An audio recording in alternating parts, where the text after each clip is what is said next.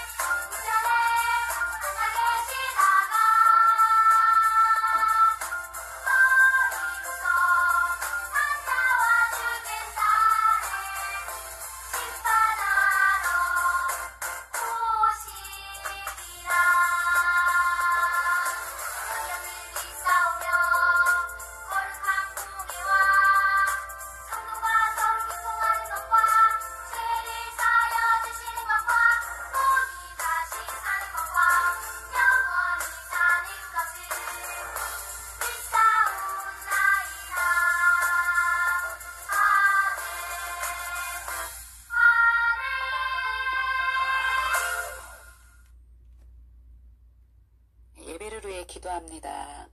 한 주간도 저희들을 지켜 보호해 주시고 오늘 귀한 주일 하나님께 예배 드릴 수 있도록 우리를 인도해 주셔서 감사합니다. 이 시간 마음을 다해 전능하신 하나님께 예배 드리길 원합니다. 우리의 제약된 모습을 우리 죄를 위해서 죽으시고 부활하신 예수님의 보혈로 덮어주시고 오직 하나님께만 집중하여 예배드릴 수 있도록 성령님 도와주시옵소서. 오늘 말씀을 통해 나는 성령님을 믿습니다 라는 고백을 하기를 원합니다. 죄를 이기고 마귀의 유혹을 이길 수 있도록 도우시는 보혜사 성령님을 성경을 통해서 우리가 잘 알고 또 믿음의 고백과 생활 속에서 실제로 경험할 수 있는 우리 친구들이 될 수 있도록 도와주시옵소서. 말씀을 잘 듣고 깨달을 수 있도록 성령님 또한 도와주시옵소서. 예배를 드리는 친구들에게 복을 내려 주시옵소서. 그렇게 하여 주실 것을 믿고 감사드리며 우리를 죄에서 구원하신 예수님 이름으로 기도드립니다. 아멘. 예, 준비한 예물 하나님께 드리겠습니다.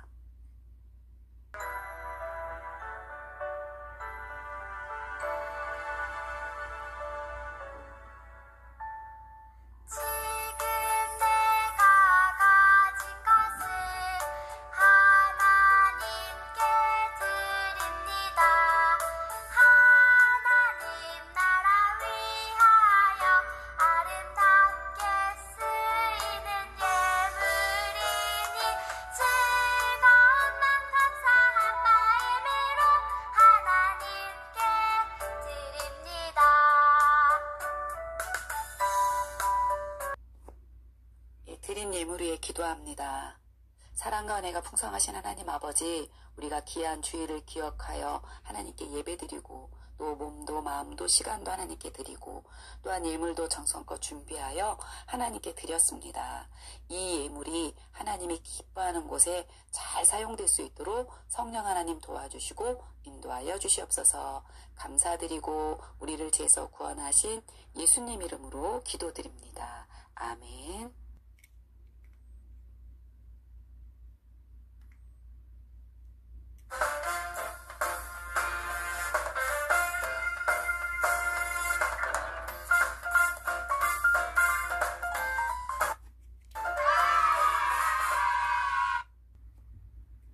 오늘은 사도신경 3과 나는 성령님을 믿어요 라는 고백을 하도록 하겠습니다. 오늘도 먼저 사도신경이 어떻게 만들어졌는지 우리 영상을 먼저 보겠습니다.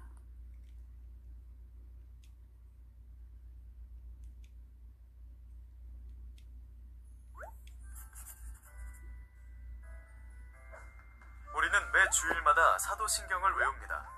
그런데 사도신경을 왜 외워야 할까요? 그리고 사도신경은 도대체 누가 쓴 걸까요? 사도신경은 예수님의 12제자가 한 문장씩 기록했다는 주장이 있습니다. 그런데 이 주장은 후대에 만들어진 이야기입니다. 또한 어떤 사람들은 사도신경이 성경에 쓰여 있는 글이라고 생각합니다. 사도신경이 성경의 핵심들을 요약해 놓은 것이긴 하지만 성경 안에 그대로 쓰여 있는 건 아닙니다. 아쉽게도 우리는 사도신경의 시작을 정확히 알 수는 없습니다. 그러나 사도신경이 만들어진 배경과 그 이유에 대해서는 알 수 있습니다. 그리스도인들은 세례를 받기 전에 일반적으로 기독교 교리에 대해서 공부를 했습니다. 세례를 받을 때 자신의 신앙과 기독교 진리에 대한 질문들을 받았기 때문이죠. 예를 들면 이런 질문들이었습니다. 당신은 아버지이시며 우주의 주인이신 하나님을 믿습니까? 네, 믿습니다. 당신은 본디오 빌라도에 의해 십자가에 못 박혔던 우리의 구주이신 예수 그리스도를 믿습니까? 네, 믿습니다. 당신은 예언자들이 말한 성령을 믿습니까? 네, 믿습니다. 이와 같이 기독교 신앙의 핵심들이 문답의 형태로 정리된 경우도 있었고 신자가 스스로 고백하는 형태로 요약된 경우도 있었습니다. 그러니까 사도신경은 사람들에게 기독교 진리를 교육하기 위해서 필요했던 것이죠. 또한 사도신경은 이단으로부터 올바른 진리를 지키기 위해서도 필요했습니다. 현재 우리가 외우는 사도신경의 기본 토대는 2세기경 로마에서 사용하던 고대 로마 신조에서 유래했습니다. 하지만 이외에도 다양한 형태의 신앙고백문들이 존재했습니다. 신앙고백문은 여러 차례의 교회 회의를 통해서 수정됩니다. 샤를마뉴 대제 때 사도신경은 범국가적으로 사용하게 되었고 그 후 칼빈주의를 따르는 대부분의 개신교회는 사도신경을 공적인 신앙고백문으로 사용하게 됩니다. 사도신경이 한국 개신교에 최초로 소개된 것은 1894년 언더우드 선교사님이 펴낸 악보집 찬양가를 통해서였습니다. 당시 사도신경은 찬송가 안에 수록됐기 때문이죠. 자, 그럼 사도신경이 만들어진 이유를 한번 정리해볼까요? 첫 번째, 신앙을 체계화하기 위해서. 두 번째, 올바른 진리를 교육하고 예배하기 위해서. 그리고 세 번째, 이단으로부터 진리를 지키기 위해서입니다. 사도신경을 알아야 하는 이유도 요약해볼까요? 첫 번째, 바른 신앙을 배우기 위해서. 두 번째, 올바른 예배를 드리기 위해서. 그리고 세 번째, 이단의 잘못된 가르침을 분별하기 위해서입니다. 시간이 지난다고 해서 신앙의 주인이신 하나님께서 변치 않으시는 것처럼 우리도 언제나 우리의 신앙을 지켜야 합니다. 사도신경은 의미 없이 외우는 예배의 한 순서가 아니라 우리가 믿는 진리를 마음에 새기기 위한 신앙의 고백입니다.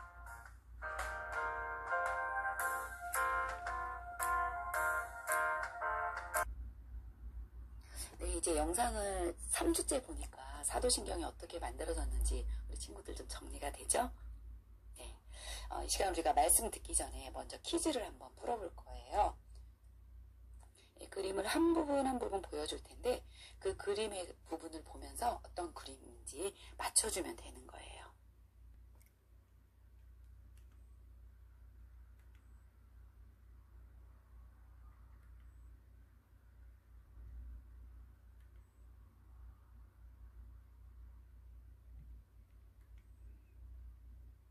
이제 좀 알 수 있겠죠?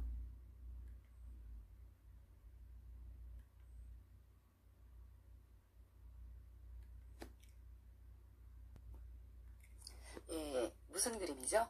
예, 바로 교회에서 함께 예배드리는 모습이었어요. 오늘 우리가 이렇게 와서 예배드릴 수 있는 것도 누군가의 도움이 있었다는 것을 알게 되는 그런 시간이 될 것입니다. 네, 오늘 설교의 제목을 한번 다 같이 읽어볼까요? 시작. 성령님을 믿어요. 네, 오늘 하나님 말씀 같이 읽겠습니다. 요한복음 14장 16절 말씀입니다. 네, 같이 읽습니다. 내가 아버지께 구하겠으니 그가 또 다른 보혜사를 너희에게 주사 영원토록 너희와 함께 있게 하리니. 아멘. 우리 한 번 더 읽어볼까요? 시작. 내가 아버지께 구하겠으니 그가 또 다른 보혜사를 너희에게 주사 영원토록 너희와 함께 있게 하리니. 아멘. 이제 여러분에게 세 가지 그림을 보여줄 거예요. 그 첫 번째 그림은 비둘기입니다. 두 번째 그림은 회오리 바람이에요.